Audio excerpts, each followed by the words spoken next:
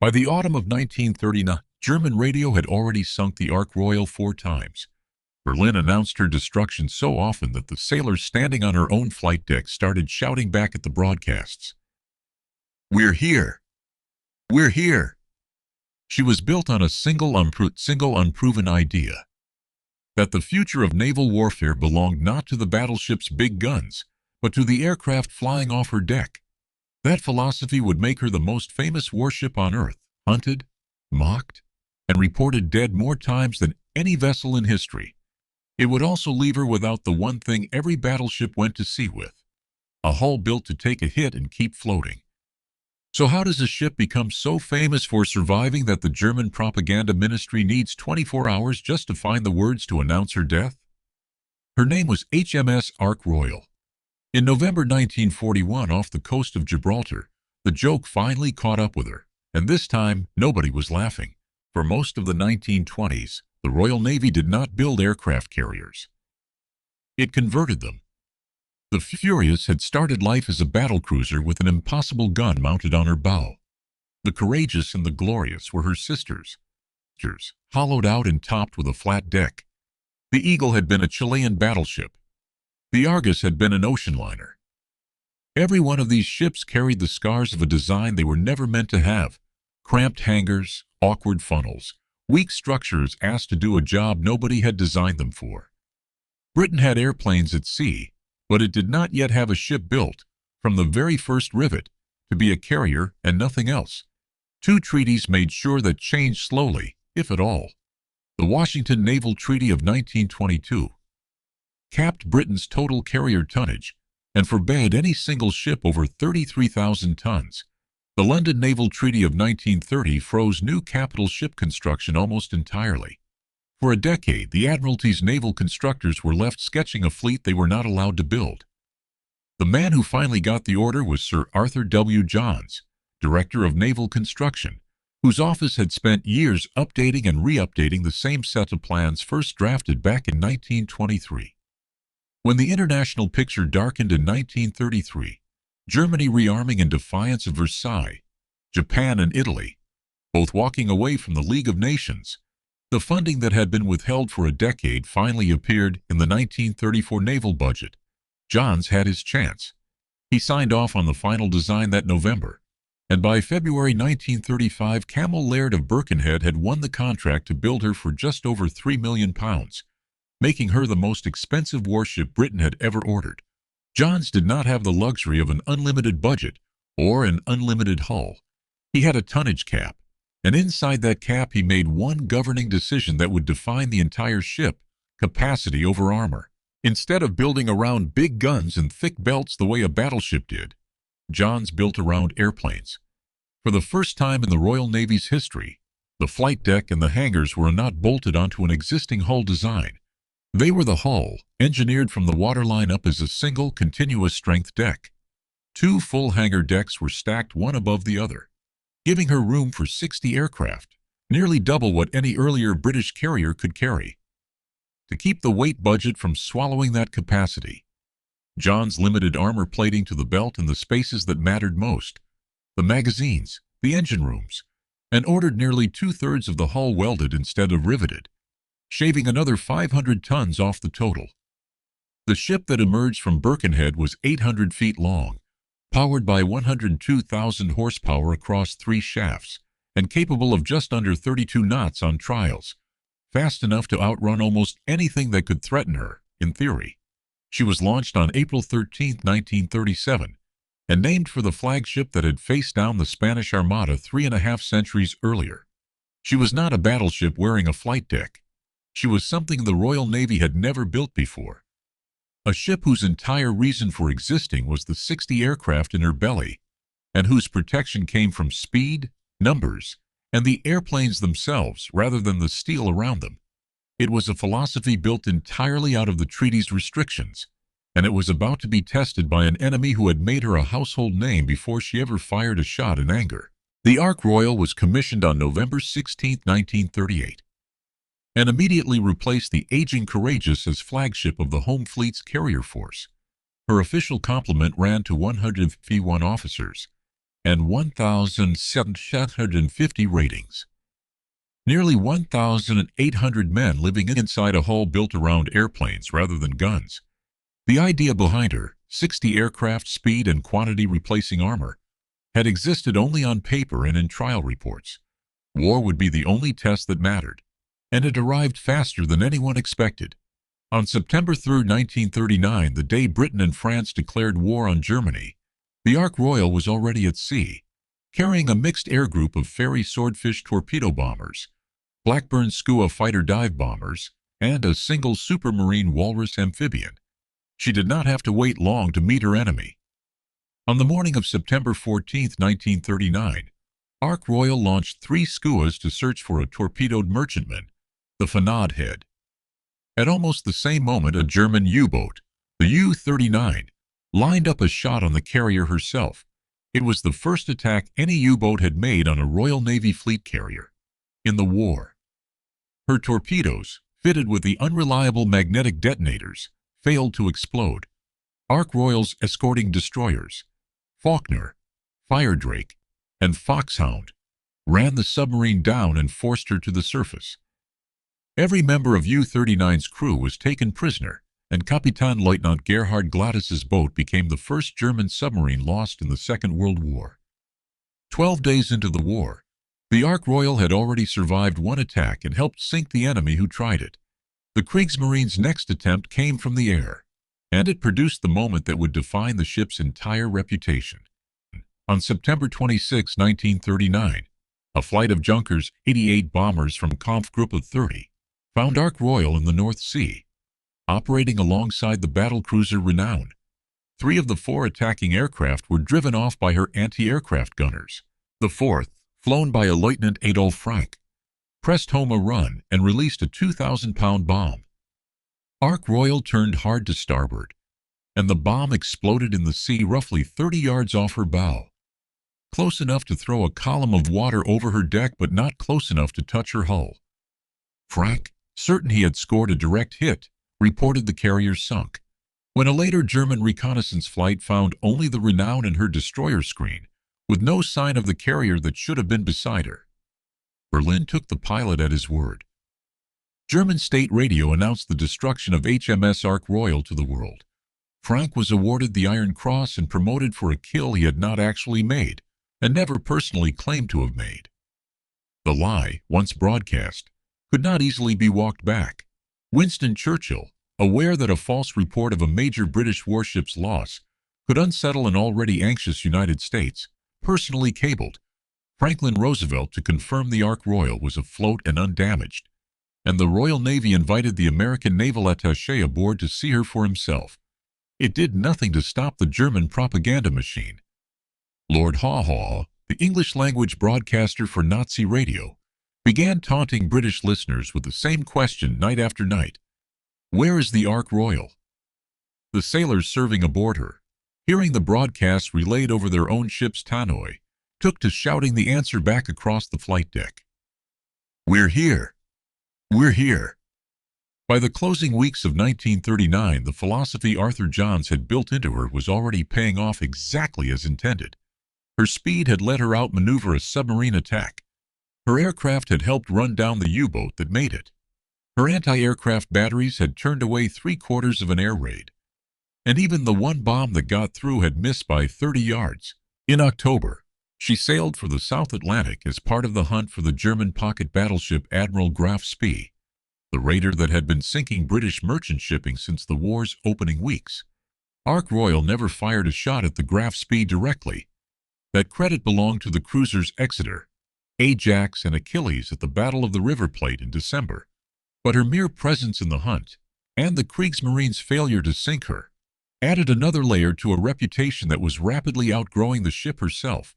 She had entered the war as an unproven design built around a treaty-era compromise. Within 4 months, she had survived a submarine, survived a bombing raid, been declared dead by the German government, and become, arguably, the single most famous warship on either side of the Atlantic, not for what she had destroyed, but for how many times she had refused to be destroyed. The Germans had made her invincible in the world's imagination before she had truly been tested at all. That reputation was about to be put to its hardest use yet, in the campaign that would prove the Ark Royal's philosophy could win a war on its own, before it started to reveal what that philosophy had left out. By the summer of 1940, the ship the Germans could not sink was about to be given the ugliest job of her career. France had collapsed.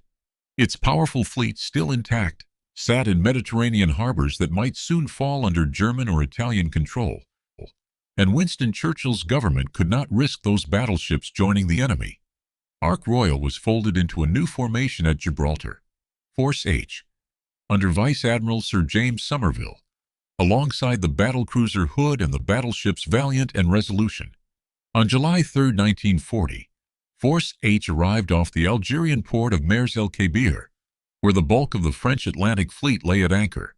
Somerville handed the French commander, Admiral Marcel Gensoul, an ultimatum: join the British, sail under escort to a neutral port, or be destroyed. Negotiations dragged through the day while Ark Royal's Swordfish flew reconnaissance overhead and laid mines across the harbor mouth. When the talks collapsed that evening, Somerville gave the order to open fire.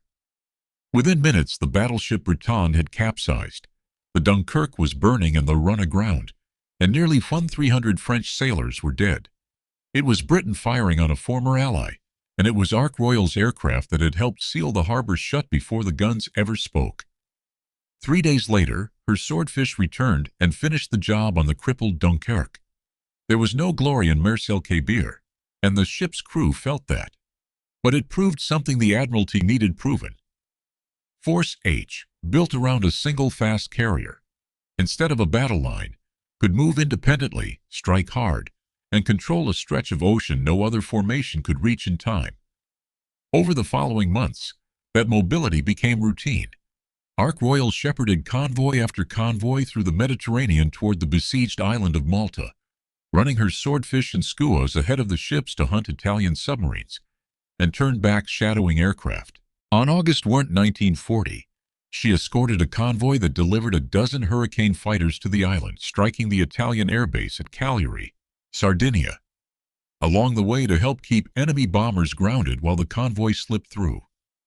In November 1940, Force H fought a running action against a much larger Italian battle fleet off Cape Spartivento, Ark Royal's aircraft harassing the Italian ships and helping cover the withdrawal of Somerville's outgunned squadron. Through the winter, she struck the Italian naval base at Genoa in February 1941 and shadowed the German battlecruisers Scharnhorst and Gneisenau the following month as they broke out into the Atlantic. None of these actions made headlines the way the September propaganda lie had, but together they were building something more valuable than fame: a proven doctrine. Somerville learned to lean on his carrier the way a battleship admiral leaned on his heaviest guns, sending her aircraft ahead of the fleet to scout, to strike, and to buy time no surface ship alone could buy. A single aircraft carrier, properly escorted, could substitute for the battleships an overstretched Royal Navy no longer had enough of, using speed and air power to be everywhere the enemy least expected. By the spring of 1941, sailors across the Royal Navy had started calling her the Old Ark, and treating her survival almost as a matter of national superstition, the ship the enemy could never quite finish off. Running convoy after convoy through waters the Luftwaffe and the Italian Navy both claimed to control. That reputation was about to be handed its heaviest possible responsibility. That doctrine faced its ultimate test in May 1941, and it produced the single afternoon for which the Ark Royal would be remembered above everything else she ever did.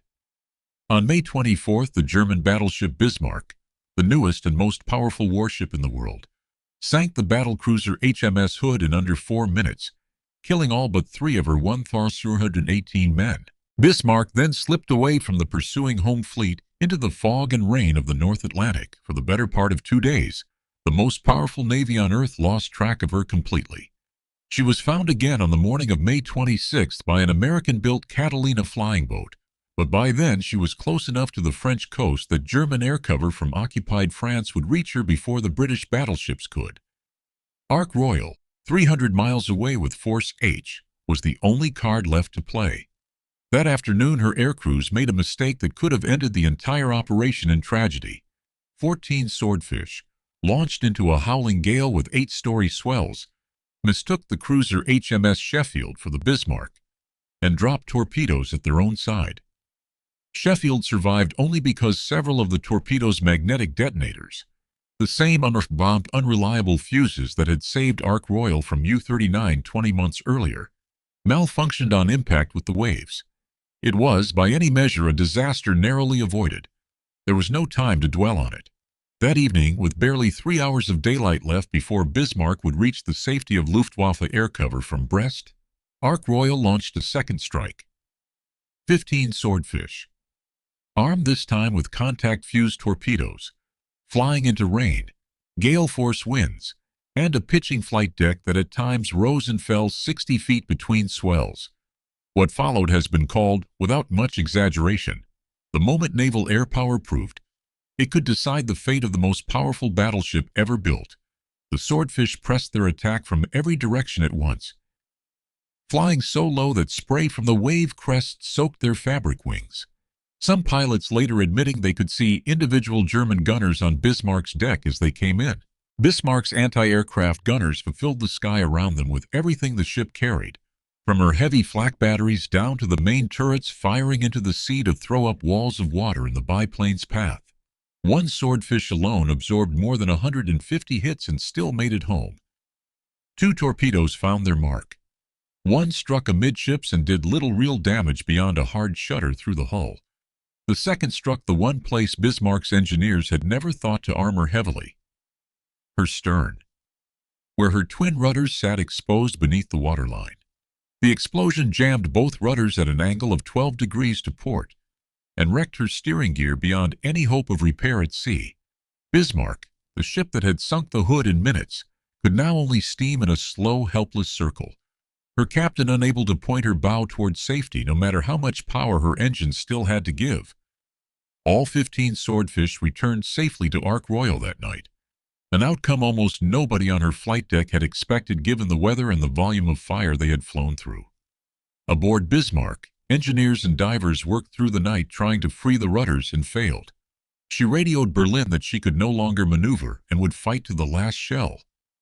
Adolf Hitler's reply was read out to her crew over the ship's own loudspeakers, promising that all of Germany stood with them. It changed nothing about her situation.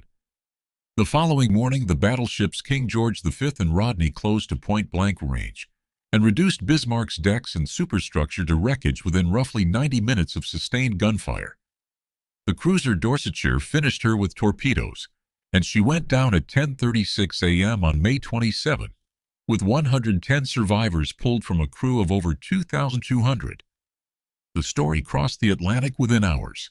American newspapers, still a full 6 months from Pearl Harbor, but already watching every British naval action for lessons their own navy might need, ran the details of the swordfish strike as front-page news.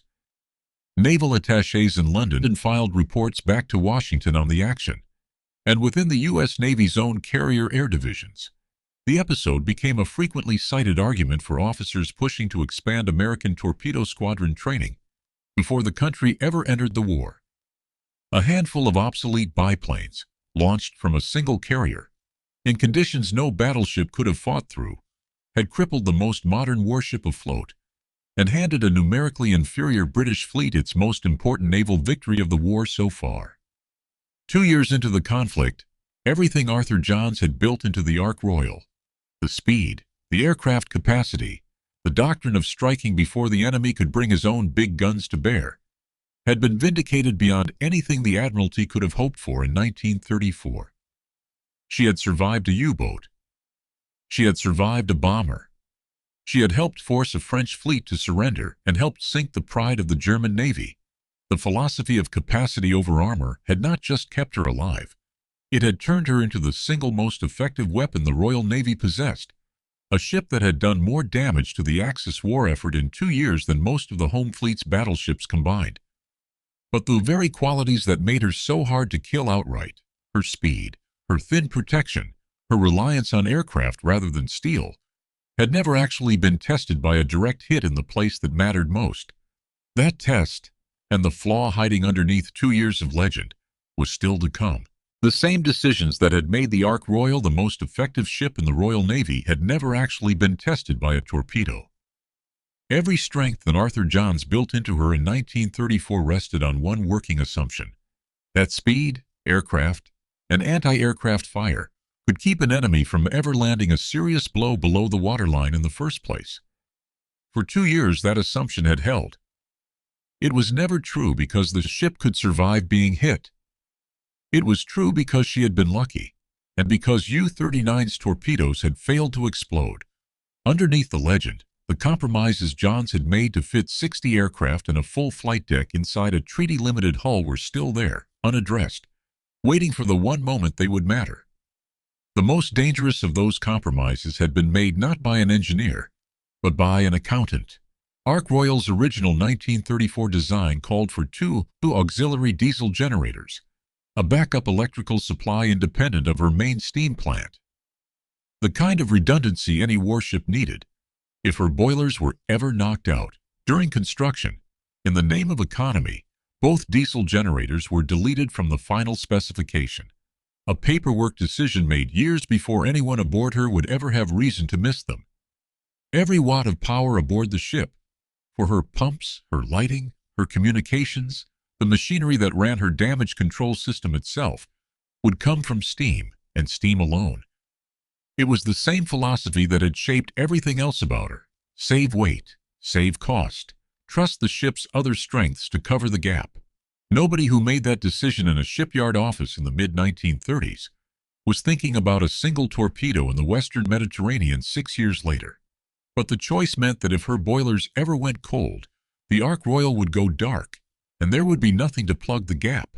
The second flaw was buried in her own machinery spaces, and it traced directly back to the same decision that had made her famous in the first place: to fit 2 full hangar decks inside a treaty-limited hull, and still leave room for 6 boilers below them.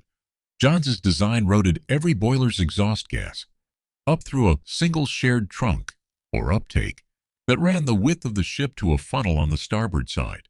It was an efficient use of space inside a hull that had never had enough of it to spare. The double hangar was the entire reason she could carry 60 aircraft when older British carriers struggled to manage half that.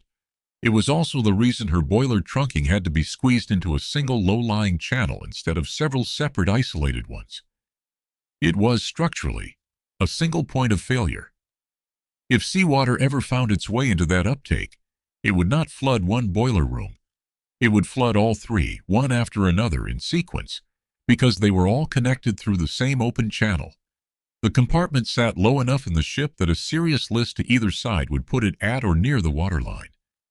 Naval architects reviewing the design years later, after examining sister classes built along similar lines, would flag the very same feature as a serious design error, and quietly correct it in every carrier that followed her.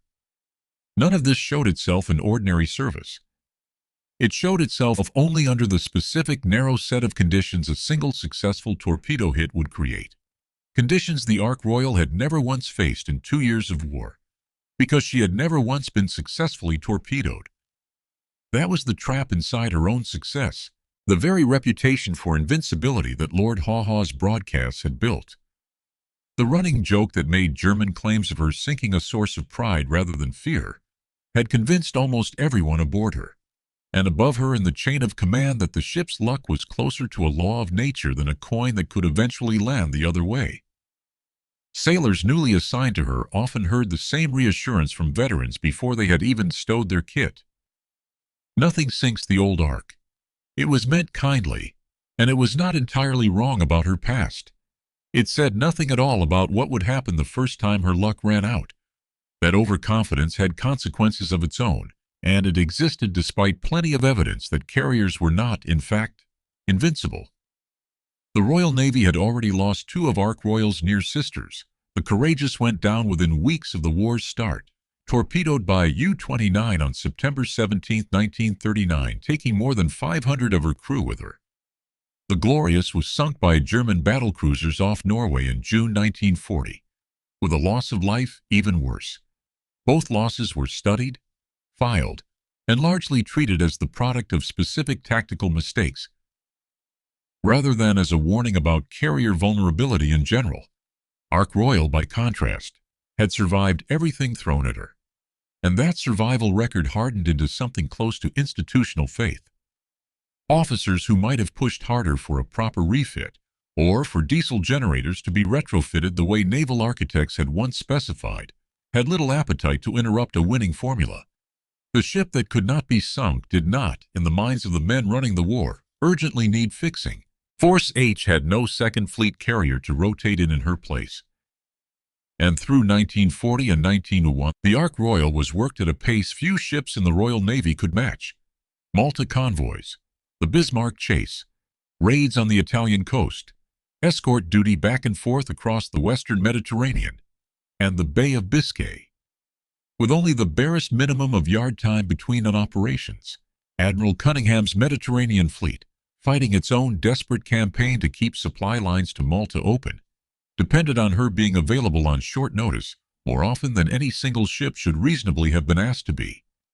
There was no slack in the schedule to pull her in for a proper refit, and no spare capacity to give her crew the kind of sustained damage control training that a ship her size and complexity truly needed.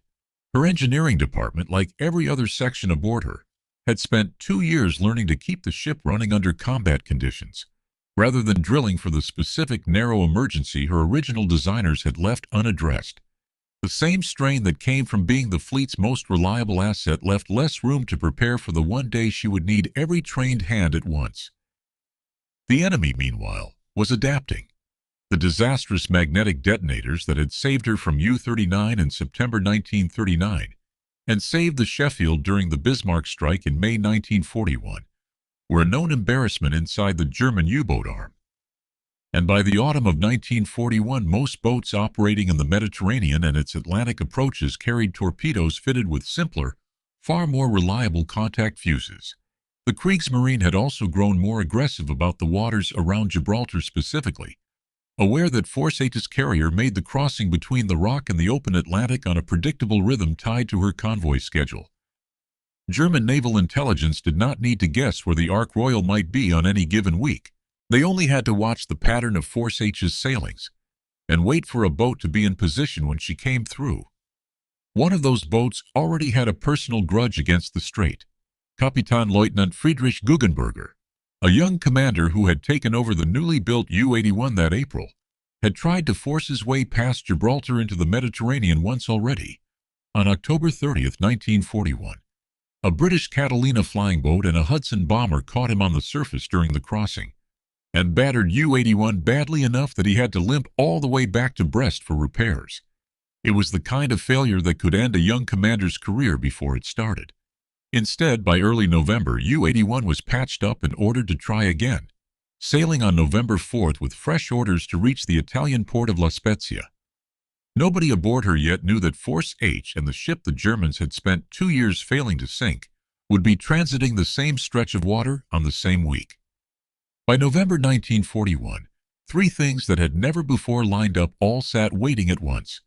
A ship whose electrical system had no backup if her boilers failed, a machinery layout that could flood in a chain reaction if the wrong compartment took on water, and an enemy now equipped with torpedoes reliable enough to finally deliver the hit that 2 years of magnetic fuse failures had denied them.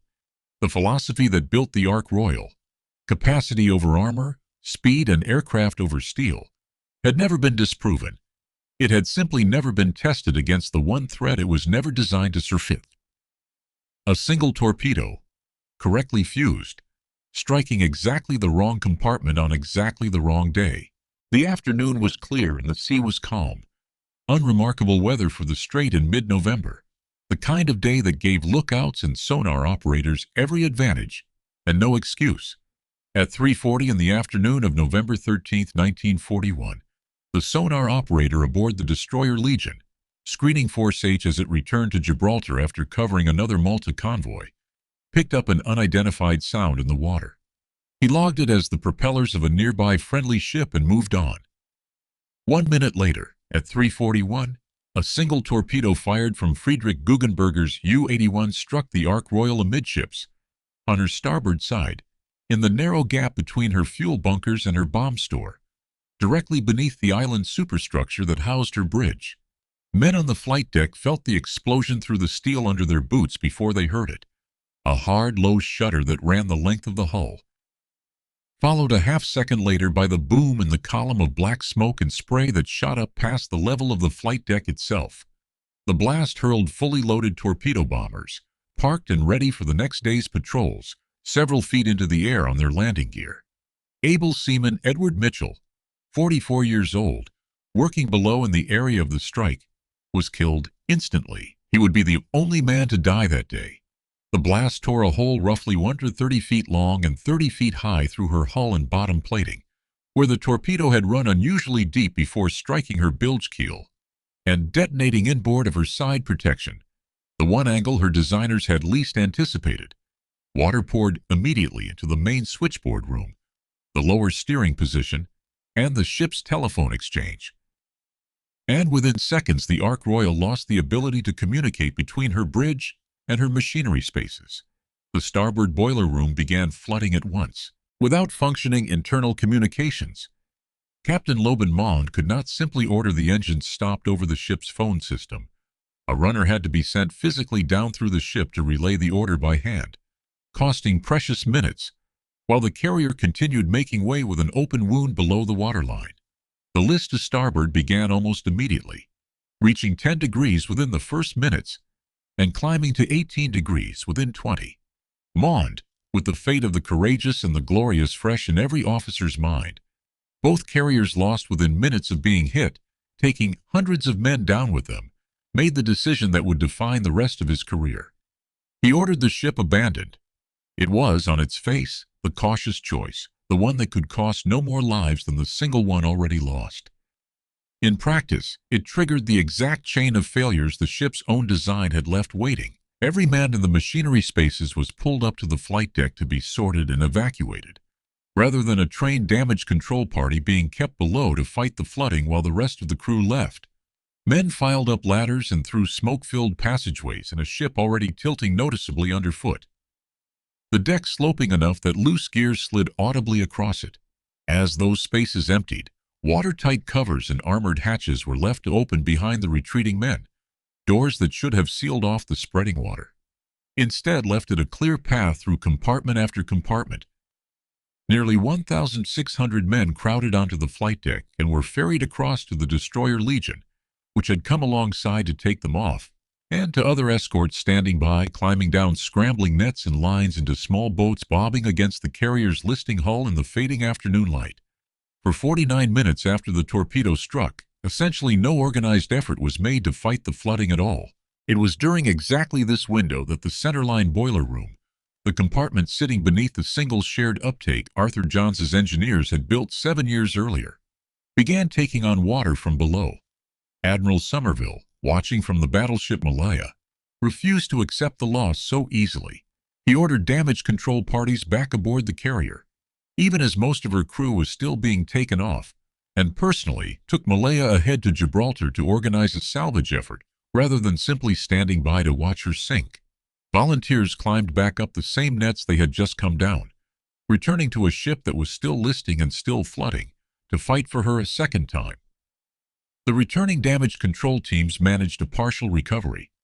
They counter-flooded compartments on the port side to correct the list, though a shortage of men with real specialist training in the procedure meant only about half the available spaces on that side were used, enough to bring the list down from 18 degrees to roughly 14.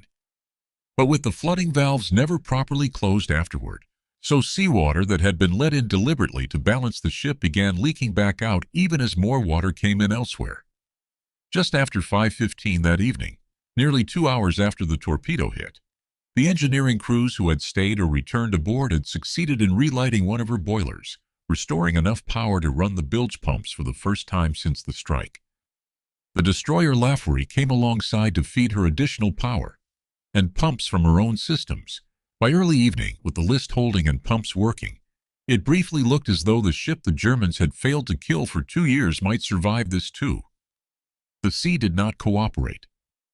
As dusk fell, the tug Thames arrived from Gibraltar and got a line onto the Ark Royal to begin the tow toward the Rock, less than 30 miles away, the small tug straining against a hull many times her own size in the dark.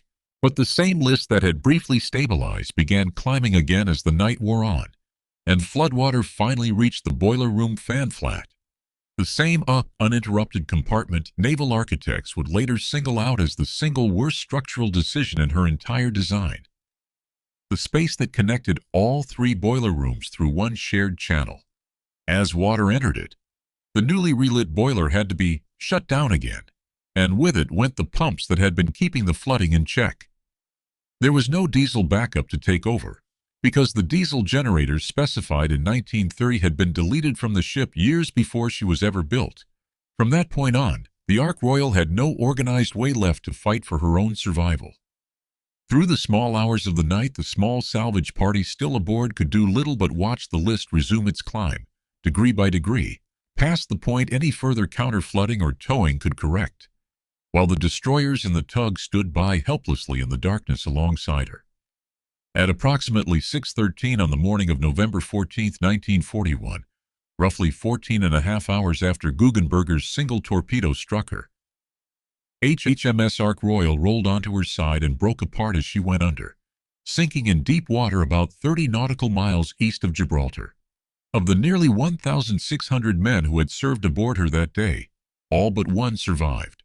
An evacuation and rescue effort that officers who studied it afterward called close to miraculous, carried out in darkness.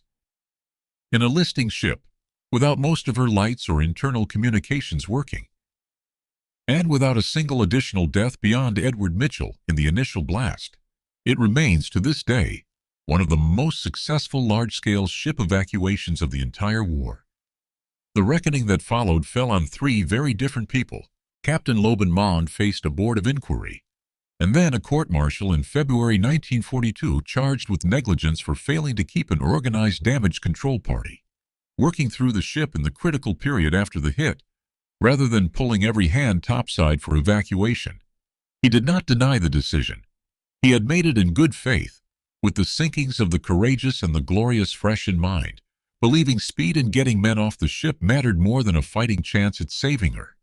The board's findings went further than Mond's own conduct, however. Investigators concluded that prompted, standard damage control procedure, applied without the 49-minute gap, would very likely have kept the Ark Royal afloat long enough to reach Gibraltar under her own power or under tow. The torpedo hit, serious as it was, had not by itself put the ship in fatal danger. What turned a survivable wound into a total loss, the inquiry found, was a combination of the delayed response and the specific structural weaknesses built into her from the start. The single shared boiler uptake that let flooding spread between compartments that should have been isolated from each other, a flaw traced directly to the double hangar layout that had made her famous for carrying 60 aircraft, and the absence of the diesel generators quietly deleted from her design in the 1930s to save weight and cost. Both flaws were corrected in every British carrier built afterward. The court found Mond guilty of the charge, but the verdict weighed heavily in his favor. The fact that his choice, whatever its cost to the ship, had helped deliver nearly every one of his 1,600 men home alive. His career did not end there. He went on to lead the development of Allied landing craft for combined operations, work that would matter directly to the invasions of North Africa, Sicily, and Normandy. And he retired years later as a rear admiral. Able seaman Edward Mitchell represented the second outcome, the one that could not be litigated or reassigned. A 44-year-old sailor doing his job in exactly the compartment a German torpedo happened to strike, killed in the opening seconds of an action that almost everyone else aboard the ship would walk away from. His death, singular against the scale of the ship's loss, was the one piece of the day's arithmetic that no decision, good or bad, could have changed. The third outcome belonged to the Royal Navy itself, and specifically to Admiral Sir Andrew Cunningham's Mediterranean Fleet, which lost its only available fleet carrier at the worst possible moment of the war in that theater. The illustrious and the formidable were both still under repair in American shipyards from earlier battle damage. The newly commissioned Indomitable had run aground off Jamaica just 10 days before the Ark Royal went down, and was in no condition to sail. For the first time since Italy had entered the war, the Mediterranean fleet had no carrier air cover of its own at all, at precisely the moment German and Italian forces were tightening their grip on the supply routes to Malta and North Africa. The cost of that gap became brutally clear less than 2 weeks later. On November 25, 1941, the battleship HMS Barham was torpedoed by another German U-boat, U-331, and blew up within minutes off the coast of Egypt, killing more than 860 of her crew in an explosion so violent it was captured on film. Between the two losses, in the span of a single fortnight, the Royal Navy's Mediterranean fleet had lost its carrier and one of its capital ships, a run of misfortune that left Cunningham's command dangerously thin, just as the fighting for North Africa and Malta was reaching its most desperate stretch. The ship that had spent 2 years being the single most reliable weapon in the Royal Navy's Mediterranean arsenal left a hole that no other vessel could immediately fill, and the fleet would feel the absence for months to come. The two flaws that sank the Ark Royal did not survive her. British naval architects, working from the Board of Inquiry's findings, went back through the plans for the carriers already under construction and corrected exactly what had failed. The illustrious and implacable classes, sister designs built along similar lines, had their boiler uptakes reworked during refit so that a single flooded compartment could no longer choke off every boiler at once. And diesel backup generators, the redundancy quietly stripped from Ark Royal's own design back in the 1930s to save weight, were fitted into every armored carrier that followed her. Every future British carrier design, through the audacious class and beyond, would carry the lesson forward as standard practice rather than an afterthought. The ship that had been built to prove capacity could substitute for armor and ended up teaching the Royal Navy exactly where that substitution needed limits. In that narrow technical sense, her loss became more useful to the fleet than almost any single voyage she had ever completed while afloat. A final contribution made not by her aircraft or her guns, but by the two buckskins buried in her machinery spaces since the day she was launched. The name did not go down with her. The Admiralty had already ordered a new fleet carrier from Camel Laird in March 1942, originally slated to be named Irresistible, along with her sister ships in the class. Before construction even began, the name was changed specifically to honor the carrier lost 4 months earlier. This new ship would carry the name Ark Royal forward. Laid down in May 1943 at the same Birkenhead yard that had built her predecessor, launched in 1950 and commissioned in February 1955. This fourth Ark Royal became one of the most recognizable ships in the post-war Royal Navy, the Fleet Air Arm's flagship for a generation of pilots flying jets rather than biplanes, and the star of the BBC's popular 1970s documentary series Sailor, which brought her daily life aboard into British living rooms. She served for 24 years before being decommissioned in February 1979 and broken up the following year, a process that took 3 years and drew former crew members back to the breaker's yard to watch pieces of her go, some of them carrying home mementos. Her anchor now sits outside the Fleet Air Arm Museum at RNAS Yeovilton, with another placed overlooking Plymouth Hoe. Even scrapping her did not retire the name. Public affection for it ran deep enough that when the Royal Navy's third Invincible-class carrier was ordered in the late 1970s, originally slated to be named Indomitable to match her sisters Invincible and Illustrious, the decision was reversed specifically so the name Ark Royal would not disappear from the fleet list. This fifth Ark Royal, known affectionately as the Mighty Ark, was commissioned in November 1985, served through the Bosnian War and the 2003 invasion of Iraq, and was ultimately decommissioned on March 11, 2011, as part of a round of defense cuts that ended Britain's fixed-wing carrier aviation for the better part of a decade.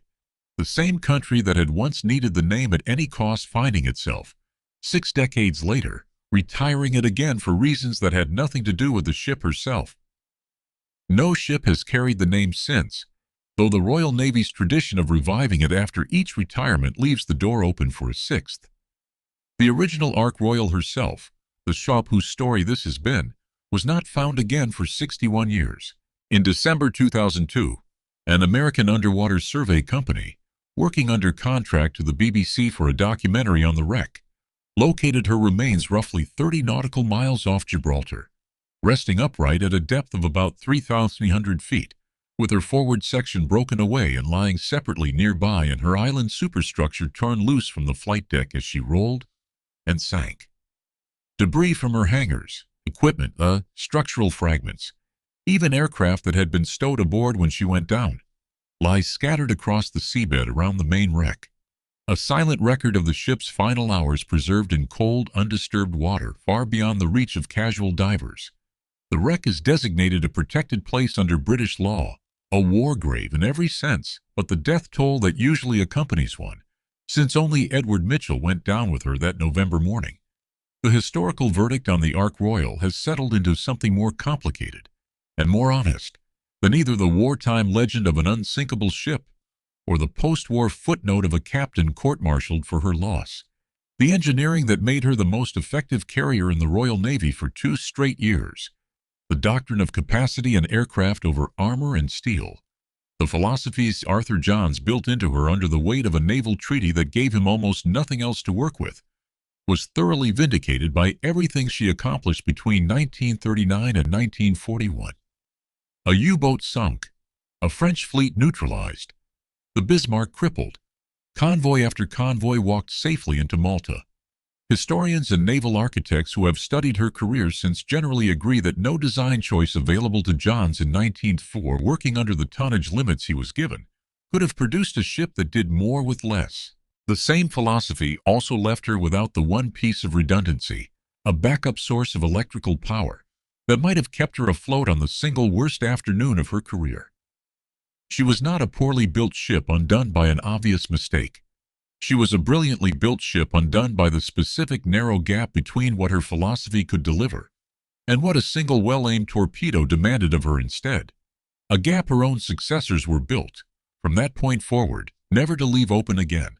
There were, in the end, 2 philosophies at war in the story of the Ark Royal, and neither one wore a swastika. The first belonged to men like the officers who designed the Bismarck. Steel first, guns first, armor thick enough to shrug off anything the enemy could throw at you, a philosophy that trusted mass and iron to win. The second belonged to Arthur Johns, working 7 years earlier, under a treaty that gave him almost none of that mass to spend. Speed first, aircraft first, protection that came from staying fast and striking before the enemy could ever bring his big guns to bear. Bismarck was a fortress.